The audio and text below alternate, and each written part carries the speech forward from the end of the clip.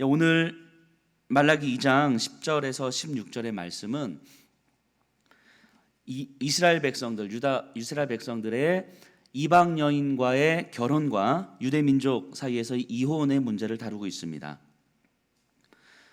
다른 여러 민족들을 이렇게 아내로 삼고 또 기존에 결혼하고 있었던 이스라엘 민족 사이에서 이제 이혼하는 일들이 이제 많아진 거죠. 그런데 이방 혼인과 이혼의 가장 본질적인 문제는 하나님과의 관계가 깨짐으로 나타난, 그래서 자기가 기준이 되는 하나의 사회적 현상인 것입니다. 하나님과의 관계가 깨짐으로써 나타난, 그래서 자기가 기준이 되어서 나타난 일종의 사회적 현상인 거죠. 그래서 단순하게 이민족과 혼인하지 마라, 결혼했으면 이혼하지 마라, 단순하게 어떤 이방 혼인과 이혼 이 문제만을 다루는 것이 아니고 하나님과의 관계가 어떻게 깨어졌고 하나님과의 관계가 깨짐으로 나타나서 말미암아 자기 기준으로 나타나는 삶이 어떠했는지, 그래서 그로 인하여서 어떻게 이스라엘 민족들 가운데서 이 평화가 사라지게 되었는지를 오늘 본문을 통해서 좀 볼 수 있을 것 같습니다. 하나님께서 우리를 어떻게 사랑하셨는지에 대한 기억, 하나님께서 우리를 어떻게 사랑하셨는지에 대한 깨달음은 자연스럽게 하나님께서 허락하신 공동체 안에서 서로가 서로를 어떻게 사랑해야 되는지를 자연스럽게 보여줍니다. 바꿔 말하면 하나님께서 우리를 어떻게 사랑하셨는지를 잊어버리게 되면 서로를 향한 사랑도 변질되기 마련입니다. 그래서 이방 혼인과 이혼을 이야기하는 것은 바로 변질된 서로의 사랑을 지금 짚어주고 있는 것입니다. 그러면서 오늘의 우리의 모습을 들여다보면 우리의 모습과 놀랍게도 유사한 모습을 이 모습 가운데서 좀 볼 수 있을 것 같습니다. 앞서도 이렇게 말라기서 1장, 2장 초반부까지 살펴보면서도 들었던 것처럼 지금 이스라엘 백성의 상황이 포로 귀화한 이후에 그다음에 성전을 재건했습니다. 율법 회복 운동이 이루어졌고 성전 재건 운동이 이루어집니다. 그리고 성전이 재건이 됐어요. 하나님의 일하심으로 말미암아 하나님은 여전히 우리를 다스린다라고 하는 그 믿음의 고백을 하게끔 만드는 그런 사건이었습니다. 그런데 분명히 하나님께서 일하신 것 같았는데 더 이상 하나님이 일하시는 것 같지 않은 침묵의 시간이 흘러갑니다. 하나님께서 분명히 우리를 회복시켜 주시겠고 열방 가운데서 우리를 높여 주실 것이고 시온의 산에 여러 열방들이 와서 하나님을 찬송하고 예배하게 될 그날을 주님은 분명히 말씀하셨는데 눈앞에 펼쳐진 상황은 하루가 지나고 한 달이 지나고 1년이 지나고 2년이 지나면서 여전히 변화되지 않는 상황인 거죠. 시간이 한참 지났음에도 불구하고 여전히 우리는 페르시아의 속국으로 자리 잡고 있고 여전히 비참한 삶을 살아가고 있고 그럼에도 불구하고 세계 정세는 급변하고 있는 거예요. 소위 말하는 세계화, 이때 당시에 세계화의 시대가 이제 막 물밀듯이 밀려오고 있는 거죠. 세계 정세는 급변하고 있고 여러 나라 여러 열방들의 사람들이 막 몰려오기 시작하고 교류가 만들어지고, 그런데 이스라엘 민족은 여전히 하나님 중심으로 우리들만의 공동체를 만들면서 하나님께서 우리를 지켜주시고 하나님께서 우리를 높여주실 것을 기대하며 살아오려고 하는데 그것만 기대하기에는 이미 바보가 될 것 같은 상황이 눈앞에 펼쳐지고 있는 거예요. 눈앞에 펼쳐지는 상황은 시간이 한참 지났음에도 불구하고 변화되지 않는 모습들로 나타납니다.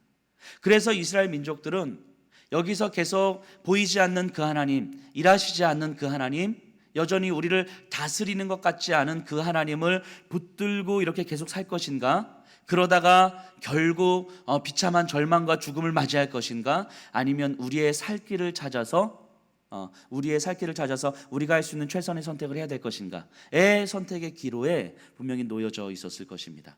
물밀듯이 밀려오는 세계화의 물결 가운데서 그래서 그들과 교류하고 그들과 문화를 나누고 그들과 경제적인 교류를 하고 그들과 정략적인 혼인을 하고 뭐 등등등 이러면서 우리의 살 길을 찾아야 될 것 같은 그런 현상들이 그들 가운데 쭉 나타난 거죠. 그래서 그들은 이방 여인들과 결혼을 하고 그들의 문화를 받아들이고 그들과 교류를 하기 시작하고 그러면서 그들과 조금씩 섞여져 가는 모습들을 만들어지게 되는 거죠. 아마 그들에게 있어서 막연하게만 보이는 하나님의 약속, 비현실적으로만 보이는 하나님의 약속은 이미 그들의 삶에서 기준이 될 수 없었을 것입니다. 이방인들과 결혼하지 말고 이방신들을 섬기지 말 것 등등, 이미 그 하나님께서 하신 말씀들은 유대인들에게 있어서는 이미 삶에서 그 실효를 보일 수가 없었을 것입니다. 조금만 기다려서 희망을 찾을 수가 있다면 기다려 보겠지만, 그 희망을 찾기에는 이미 많은 시간이 흘러버렸어요. 이미 많은 시간 동안 하나님의 일하심을 잘 못 봤습니다. 그래서 그들은 내가 조금 더 잘 살 수 있는 길을 그냥 선택하는 거죠. 내가 조금 더 잘 살 수 있는 길을, 내가 조금 더 유익을 얻을 수 있는 길을 그들은 선택했을 것입니다. 아마 이런 모습이 오늘을 사는 우리들의 모습과 놀랍도록 유사하다는 생각을 하게 됩니다. 우리에게 끊임없는 경쟁력을 요구하는 오늘날의 이 시대 가운데서 살아남는 자가 강하다라는 것을 보여주는 이 시대 가운데서, 그래서 합법적으로 경쟁력을 키우는, 내 경쟁력을 키우는 것에 모든 에너지를 다 집중하게 만드는 그런 시대, 그런 삶의 방식에 대해서 누구나 다 동의하고 긍정할 수밖에 없는 이런 시대를 우리가 살아가는 거 아니겠습니까? 이것이 뭐 불법적인 일이고 도덕적으로 도의적으로 나쁜 일이고 그런 것이 아니라 합법적으로 누구나 다 긍정할 만한 일인 거죠. 내 경쟁력을 키우는데 내 모든 에너지를 다 쏟고 살아가는 것이 오히려 칭찬이 되고 오히려 긍정적인 일이 되어버리는 이 시대, 그러니까 우리가 살아가는 오늘날의 이 시대일 것 같습니다. 그리고 말라기 시대에서 이 이스라엘 민족들이 살아갔던 삶의 방식도 오늘날 우리가 살아가는 삶의 방식과 크게 다르지 않았을 거다라는 생각을 하게 됩니다. 이런 상황에서 그 이스라엘 민족들, 그들이 하나님께서 허락하신 공동체 안에서 관계를 맺는 방식은 아마도 자기 유익과 자기 생존을 위한 공존, 이용, 도구화, 이런 정도의 개념이지 않았을까 하는 생각을 해봅니다. 그들이 맺을 수 있는 관계의 방식이라는 건 자기 생존과 자기 유익을 위한 공존, 그리고 그것을 위한 이용, 그것을 위한 도구화, 이런 관계 방식이 그들의 관계 방식이었을 것입니다. 오늘날 우리도 마찬가지 아닐까 싶습니다. 내가 살아나고 내가 조금 더 유익을 얻는 방식에 도움이 될 것 같은 사람들과의 공존, 그리고 그런 사람들, 내가 그런 삶을 살기 위해서 충분하게 뭐 의도적이고 의식적이진 않지만 그럼에도 나에게 도움이 될 것 같은 사람들을 내 주변에 포진시키게 되는 그 이용, 도구화, 이런 것이 오늘날 우리가 관계 맺는 관계의 방식 아니겠습니까? 아마 말라기 시대의 이스라엘 백성들의 관계의 방식도 분명히 그랬을 것입니다. 10절에 보면요, 10절 후반부에 보면 이렇게 나옵니다. 어찌하여 우리 각 사람이 자기 형제에게 거짓을 행하여 우리 조상들의 언약을 욕되게 하느냐. 자기 형제에게 거짓을 행하여, 거짓을 행하다, 이건 불성실하다 이런 의미인데요, 언약 관계에 있어서 불성실하다, 특별히 결혼 관계에 있어서 불성실하다, 이것입니다.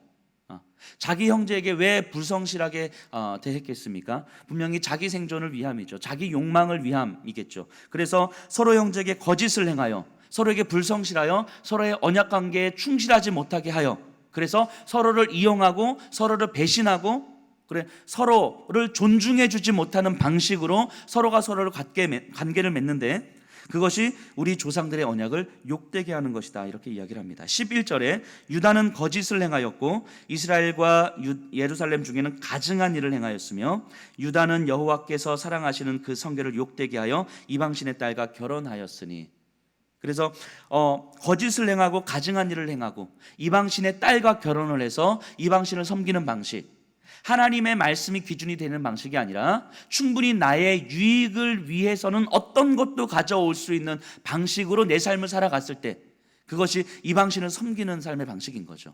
그러니까 이방신이 하나님보다 더 좋아, 더 매력적이야, 이렇기 때문이라기보다는 그것이 훨씬 더 내 삶과 내 생존에 유익이 된다고 판단했기 때문이겠죠. 그래서 일종의 보험을 들어놓는 거겠죠. 여호와 하나님도 섬기지만 그래도 저것도 놓칠 수 없어서 그것도 취하는 방식의 삶의 방식인 거죠. 그래서 이방 여인들과 결혼을 하게 되고 가정을 꾸리게 되고 그들의 삶을 자신의 유익을 구하는 방식으로 또 만들어가는 거죠. 12절에 이 일을 행하는 사람에게 속한 자는 깨는 자나 응답하는 자는 물론이요 만군의 여호와께서 제사를 드리는 자도 여호와께서 야곱의 장막 가운데서 끊어버리시리라. 이 일을 행하는 자는 깨는 자나 응답하는 자나, 그러니까 여기에 동조하고 여기를 도와주고 이 삶의 방식에 동의하는 자들인 거죠. 동의하는 자들. 그들은 물론이요, 그런 삶의 방식을 살아가면서 여호와 앞에 나와서 예배를 드린 자들, 제사를 드린 자들도 여호와께서는 야곱의 장막 가운데서 끊어버리시리라. 또 13절에 보면요, 너희가 이런 일도 행하나니 곧 눈물과 울음과 탄식으로 여호와의 제단을 가리게 하는도다. 눈물과 울음과 탄식으로 하나님의 말씀이 더 이상 기준이 되지 않는 삶의 방식을 살아가면서, 그럼에도 불구하고 여호와 하나님도 놓칠 수 없어서 하나님 앞에 나가서 내 삶에 대해서 눈물과 울음과 탄식으로 기도를 하는 거죠. 자기 자신을 위해서 기도하는 거죠. 자기 자신의 생존을 위해서 기도하고 있는 거죠. 근데 그런 것 또한 여호와의 제단을 가리게 하는도다. 그러면서 그들의 13절 후반부에 보면, 그러므로 여호와께서 다시는 너희의 봉헌물을 돌아보지도 아니하시며 그것을 너희 손에서 기꺼이 받지도 아니하시거늘. 너희들을 받지 아니하실 것이다. 그랬을 때 이스라엘 백성들의 반응이 14절에 나오죠. 너희는 이르기를 어찌 됨이니까 하는도다. 이들은 지금 의도적으로 하나님을 배반하고 있는 것이 아닌 거예요. 그러니까 의도적으로 나는 여호와 하나님을 배반해야지, 나는 하나님을 싫어해, 이런 게 아니라 그들은 하나님을 섬기고 있는 거예요. 그들의 마음은 하나님을 섬기고 있는 거예요. 하지만 하나님도 섬기지만 그들의 삶의 기준은 내 생존이고 내 유익이고 내 삶의 소유물이기에 이것을 위해서라면 다른 것도 취하고 되는 거죠. 그러니까 이들의 마음 가운데서는 하나님을 섬기지 않는 것이 아닌 거예요. 그러니까 하나님께서 이렇게 반응하실 때, 하나님 어찌하여 내 제사를 받지 아니하십니까? 내가 하나님 앞에 잘못한 것이 무엇입니까? 하나님 앞에 예배를 드리지 않았습니까? 하나님 앞에 봉사를 하지 않았습니까? 하나님 앞에 헌금을 드리지 않았습니까? 하나님 왜 나를 이렇게 받아주시지 않으십니까? 라고 아마 이들은 진심으로 하나님 앞에 이렇게 이야기를 했을 것입니다. 그때 하나님께서 14절 후반부에 보면, 이는 너와 내가 어려서 맞이한 아내 사이에 여호와께서 증인이 되시기 때문이라. 그는 내 짝이요 너와 서약한 아내로되 내가 그에게 거짓을 행하였도다. 그러니까 하나님이 증인 되신 그 결혼 관계를 깨뜨렸다, 이혼했다, 이런 의미인데, 단순하게 네가 이혼했기 때문이다 이런 것이 아니라 하나님 중심의 관계, 그래서 하나님에 의해서 허락된 관계, 그래서 하나님의 말씀이 기준이 되어서 하나님으로 바라보며 섬겨야 될 그 관계를 네가 깨뜨렸다, 이 의미인 거죠. 네가 그것을 깨뜨렸다. 그러니까 너의 삶에 있어서 단순하게 가정을 깨뜨렸다, 이혼했다가 아니라 너의 삶에 있어서 더 이상 하나님이 기준이 되지 않고 하나님이 주인이 되지 않는 너의 삶의 방식에 대한 이야기를 지금 하고 있는 거죠. 그래서 15절 16절 이하에서 하나님께서 너희 심령을 지키라 이렇게 이야기를 합니다. 이 10절에서 16절 사이에서 나타난 이 이스라엘 백성들의 모습을 보면, 하나님을 섬기는 방식의 관계에서 자기를 섬기는 방식의 관계로 옮겨져 가고 있는 거예요. 하나님을 섬기는 방식의 관계에서 자기를 섬기는 방식의 관계로 옮겨져 가는 거죠. 근데 자기를 섬기는 방식의 관계가 대놓고 자기를 섬기는 것이 아니라 하나님으로 포장은 되어 있는 거죠. 하나님으로. 그래서 할 수 있는 모든 종교적 행위들은 충분히 다 할 수 있는 거죠. 그럼에도 불구하고 자기를 섬기는 방식의 관계로 가는 거예요. 왜냐하면 하나님께서 우리를 어떻게 사랑하셨는지에 대해서 이미 다 잊어버렸기 때문인 거죠. 이미 다 그들의 중심에서 하나님이 나를 어떻게 사랑하셨는지에 대해서는 이미 망각되어 버렸기 때문인 거죠. 자기가 이미 기준이 되었기 때문인 거죠. 그렇기 때문에 이 말라기에선 단순하게 이방 여인과 결혼하지 마라, 단순하게 이혼하지 마라, 단지 어떤 이런 것을 이야기하는 것이 아님을 우리는 좀 알게 됩니다. 하나님께서 허락하신 관계, 하나님을 중심으로 만들어가는 관계. 제가 지난주에 그 사량도를 다녀왔거든요. 우리 23명의 우리 팀원들과 함께 다녀왔습니다. 너무너무 행복했던 시간이었는데, 제가 사령도 선교를 준비하면서 그 전에 우리 팀원들을 놓고 이렇게 한 분 한 분 놓고 기도 제목들을 보면서 이제 기도를 하다가 찬양을 듣고 있었어요. 어떤 찬양이냐면 이 축복의 사람이라는 찬양이었거든요. 축복의 사람.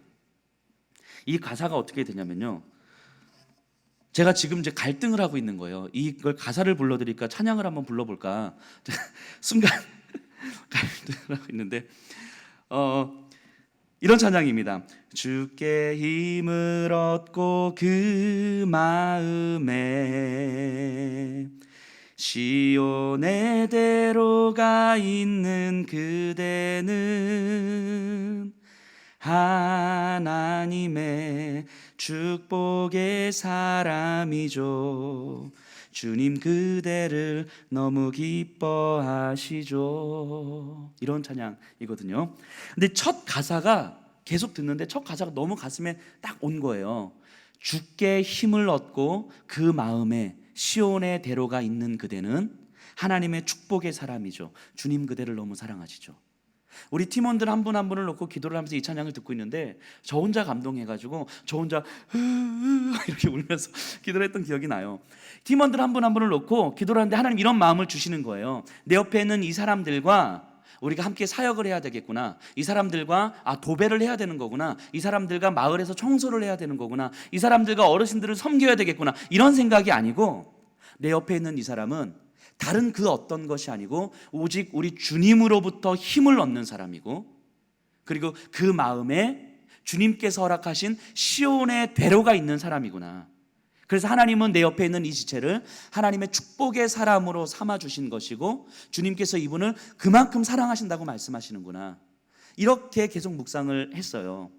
그러다 보니까 내 옆에 있는 이분들을 바라보면서 주님으로부터 힘을 얻는 이 사람, 그 마음에 시온의 대로가 있는 이 사람이 내 옆에 있다는 것 자체가 얼마나 감사한 일인가. 더 이상의 감사가 우리에게 과연 있을 것인가. 이분들과 함께 무언가를 하지 않더라도, 이분들과 함께 다른 어떤 것들을 하지 않더라도 이런 분들과 주님께 힘을 얻는 이 사람과 그 마음에 시온의 대로가 있는 이 사람과 함께 있다는 것만으로 너무너무 감사하고 감격하다라고 하는 마음이 들었고, 그리고 내 옆에 있는 지체를 향하여서 이렇게 축복하는 것만큼 더 큰 축복이 있겠는가. 내 옆에 있는 지체, 여기 이 새벽에 나오신 분들을 바라보면서 정말 여러분들은 다른 것이 아니라 오직 주님으로부터 힘을 얻는 분들이고 그 마음에 시온의 대로가 있는 삶을 살게 될 것입니다. 이렇게 축복하는 것보다 더 큰 축복이 있겠는가 하는 생각을 좀 하게 됐습니다. 그러면서 제가 우리 팀원들에게 이제 막 글을 좀 썼던 기억이 나요. 이보다 귀한 사람이 있을까? 이런 사람이 내 옆에 있다는 것보다 훨씬 더 감사한 일이 있겠는가? 그리고 이렇게 되기를 축복하는 것보다 더한 축복이 있는가? 그러면서 나에게 하나님께서 허락한 그런 사람들 한 명 한 명 한 명을 떠올리면서 감사하고 또 그렇게 축복 기도하고, 그러면서 마지막에 제가 우리 팀원들에게 글을 쓰면서 이렇게 글을 썼던 것 같아요. 함께 있어줘서 감사해요. 이렇게. 근데 진짜였습니다. 그 마음이 함께 있어줘서 감사. 이분들과 함께 다른 무언가를 하지 않더라도 함께 있어줘서 참 감사한. 왜냐하면 이 사람이 너무 좋아서가 아니라 이 사람은 주님으로부터 힘을 얻는 사람이기 때문이고 그 마음에 시온의 대로가 있는 사람이기 때문인 거죠. 사랑도로 갔습니다. 그 팀 그대로 사랑도로 갔습니다. 가서 첫날부터 참 행복했어요. 안 맞는 구석도 많고 전혀 다른 사람들이 모여 있어서 또 많은 사람들이 모여 있기 때문에 참 힘겨울 것 같았는데도 불구하고 너무너무 따뜻하고 행복했습니다. 그리고 그 모습 그대로 마을의 어르신들과 함께 사역을 하는데 홈스테이를 했어요. 그 마을에서 어르신 집에서 잤는데 제가 묵은 어르신은 83세 어머니셨습니다. 83세 어머니 혼자 되신 지 오래되셨고 큰아드님이 이제 바다에서 배를 타시는 분이시고 그 교회 교자도 못 꺼내게 하셨던, 그래서 그냥 처음에 딱 가면은 그래 잠만 자고 가라 뭐 이러신 분이셨어요. 왜냐하면 그분들은 이제 미신이 너무 강하시기 때문에 본인이 예수를 믿으면 큰 아들이 이제 바다에서 사고가 난다고 이제 믿는 거죠. 물론 이제 글씨도 모르시고 그러니까 이래저래해서 교회에 대해서는 생각도 못 하시는 거예요. 그래서 뭐 교회 가시죠, 됐다. 교회 가시죠, 됐다. 뭐 이게 첫날부터 한 둘째 날이 됐는데 너무 그 마음이 너무 단단하다는 것이 너무 느껴지는 거예요. 되게 친절은 하시는데 딱 거기까지. 그러니까 너무 단단한 거예요. 그러니까 교회 교자도 못 꺼내게 하시고 한번 교회 가시죠. 됐다. 뭐 더 이상 그래서 다른 말도 못 할 것 같은. 그래서 어머니 식사하셔야지 이 말도 못 할 것 같은 그런 분위기였어요. 그래서 같이 식사하고 이야기하는데 이제 그러면서 이제 계속 기도하는 거죠. 제 힘으로는 안 되겠더라고요. 그 어머니의 마음을 이렇게 두드리는 게 안 되겠더라고요. 또 제가 있는 시간이 짧다 보니까 빨리 뭔가 이렇게 승부를 내야 될 것 같은 그 조급함도 내 안에 들어오고, 근데 내 힘으로는 도저히 안 될 것 같고, 그래서 이제 뭐 기도도 하면서 어머니 식사도 말벗도 대드리면서 이야기를 하는데, 한 셋째 날, 넷째 날 이렇게 가면서 어머니가 이제 본인의 말씀을 이렇게 쭉 본인이 살았던 이야기, 83년의 삶을 이틀 동안 쫙 훑으셨어요. 83년의 삶을 이틀 동안 쭉 훑으시고, 오케이. 근데 밥 먹을 때마다 그래도 어머니 그래도 기도 한번 하셔야죠. 그냥 눈 감고 손 모으시면 돼요. 그렇게 계속 기도하고 또 간간히 이렇게 섞어서 하나님 이야기도 하고 막 그랬거든요. 근데 한 넷째 날인가 아침 식사를 하는데 어머니가 오징어를 이제 삶아서 이렇게 주셨어요. 이렇게 초장을 찍어서 먹을 수 있게끔. 근데 그게 너무 맛있는 거예요. 바로 잡아서 주신 거니까 저도 모르게 너무 많이 막 찍어서 먹고 있었거든요. 그러니까 어머니가 저를 딱 보시더니 기도 안 하나? 이렇게 말씀하시는 거예요. 어머니가. 그래서 그래. 예, 그렇죠. 어머니 기도해야죠. 그래서 어머니 잠깐 손 모으세요. 어머니 눈 감으시고 기도하고. 그리고 이제 교회에 대한 이야기를 이제 조금씩 하기 시작했어요. 그래서 어머니 저가 내년에 이제 교회 시작해요. 교회 제가 새롭게 시작해요. 그런데 어머니가 저한테 그럼 네가 오야붕 되는 기가 뭐 이렇게 교회 오야붕 되는 기가 이러면서 그래서 모쪼록 어쨌든 손님이 많이 와야 된다. 손님 많이 끌도록 노력해야 된다. 뭐 이런 말씀 계속 하셨어요. 어쨌든 그러면서 이렇게 교회에 대한 이야기를 자연스럽게 하고 그러면서 이게 예수님에 대한 이야기까지 이렇게 쭉 하고 이렇게 했어요. 그리고 마지막 날 아침이 됐습니다. 마지막 날 아침. 이제 아침 식사하고 우리 이제 나와야 되거든요. 이제 마음이 조급해지잖아요. 어쨌든 하나님 얘기도 다 했고 예수님 얘기도 다 했는데 그래도 어머니 이렇게 그냥 뭐 제 예의상 이제 들어주는 것 같으시긴 하고 그래도 마음은 많이 열리시긴 했지만 그래도 마지막 날 아침에 그래도 뭔가 이렇게 승부를 좀 내야 되겠다 싶은 마음이 있어서 계속 기도하면서 갔어요. 그리고 어머니한테 이런저런 말씀 나누다가 어머니 저 좀 따라해 보세요 하면서 예수님에 대한 신앙 고백과 뭐 여러 가지 또 영접 기도까지 다 했는데 어머니가 다 따라 하셨거든요. 다 따라 하시고 마지막에 어머니 그리고 이럴 때는 아멘 하셔야 되는 거예요. 그랬더니 아멘 됐나? 그래도 물론 어머니가 그렇게 말씀하시더라고요. 제가 마지막에 어머니한테 어머니 내 소원이 하나 있는데 교회 한 번만 가주세요. 한 번만 예배 한 번만 드려주세요. 그랬더니 어머니가 이렇게 말씀을 하시더라고요. 그런 게 어딨냐고. 한 번 가면 계속 가야지. 한 번만 가는 게 어딨냐고. 근데 본인은 이제 큰 아들이 지금 배를 타시잖아요. 그래서 지금은 좀 힘들다고. 근데 그 말을 듣는데 제가 너무너무 감사했어요. 물론 그분이 당장 교회를 나가실 것 같지는 않습니다. 큰아들한테 혼난대요. 교회를 나가시면. 근데 마음이 너무너무 많이 열렸음을 보게 되는 거죠. 물론 뭐 저한테 예의를 갖추시느라 저를 다 따라 하셨는지도 모르겠지만 그래도 예수님에 대한 신앙 고백을 어머니 입술을 통해서 같이 하게 됐고 그리고 함께 하나님에 대해서 충분하게 이야기를 나눴고 또 어머니의 마음도 확실히 열려서 처음에 정말 교회 교쩌다고 못 꺼내게 하셨던 분이 함께 이렇게 뭐 교회에 대한 이야기도 나누고 그리고 마음이 되게 긍정적으로 열리시고 너무너무 마음이 따뜻하고 행복한 거예요. 근데 그걸 보면서 이런 마음이 들었습니다. 오늘 말라기에서 이렇게 우리가 나눴던 것처럼 주님께서 그분을 사랑하시고 주님께서 그분을 지켜보고 계시고 그리고 그분과 관계를 맺는 가운데서 주님이 지금 이 자리에서 저분과 함께 계시는구나라는 것이 내 마음가운데 느껴지는 거죠. 이때 누려지는 그 행복과 따뜻함과 평화로움, 그것이 너무너무 그 사량도 기간 동안에 저를 따뜻하게 만들었습니다. 그리고 우리 팀원들 모두가 그런 것들을 공유하게 되는 거죠. 그 너무 감사했고 너무 따뜻했습니다.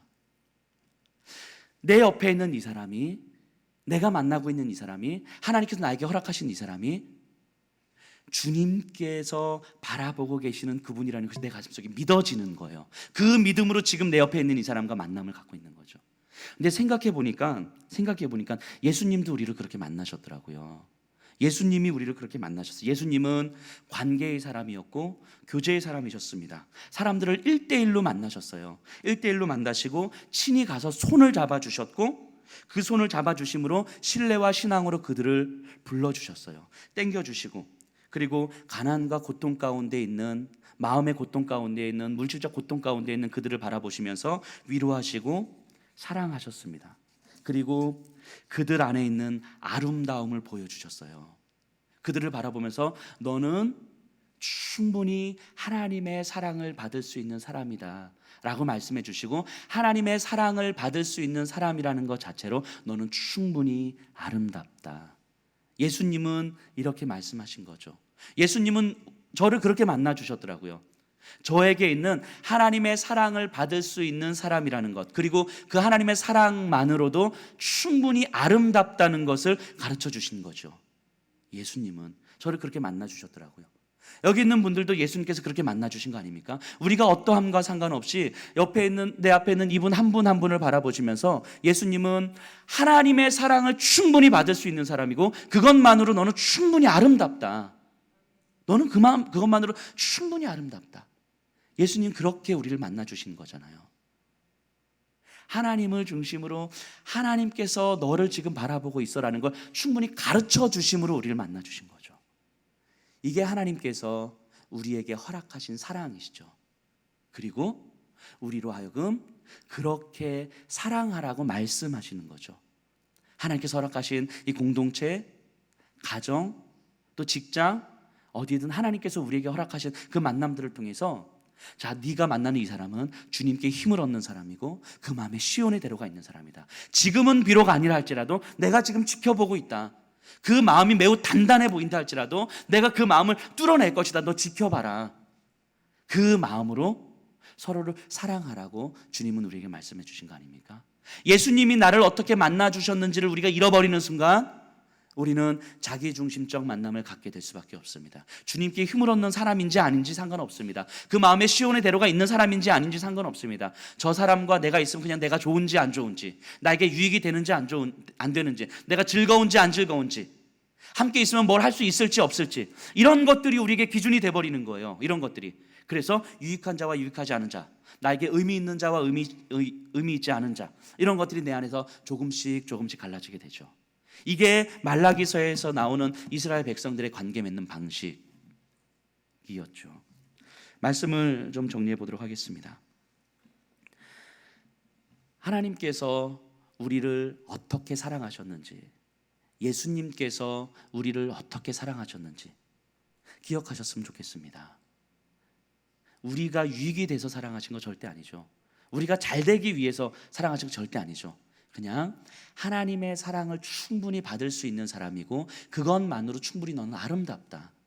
그리고 너도 너 옆에 있는 지체를 바라보면서 하나님의 사랑을 충분히 받을 수 있는 사람이고 그 사랑만으로 충분히 아름답습니다. 그렇기 때문에 내가 당신을 사랑합니다.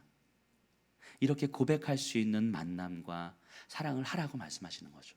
그때 비로소 우리에게는 정말 참된 평화가 자리 잡게 됩니다. 예수님이 우리를 사랑하심으로 말미암아 우리의 안에 평화가 온 것처럼 우리가 그렇게 사랑함으로 말미암아 우리 안에 평화가 그렇게 깃들게 되는 거죠. 오늘 하루를 살아가시면서 예수님이 나를 어떻게 사랑하셨는지를 기억하셨으면 좋겠습니다. 그리고 그로 인한 평화가 나에게 어떻게 누려지는지를 기대했으면 좋겠습니다. 그리고 나로 인하여서 다른 누군가가 그런 평화를 누리기를 축복했으면 좋겠습니다.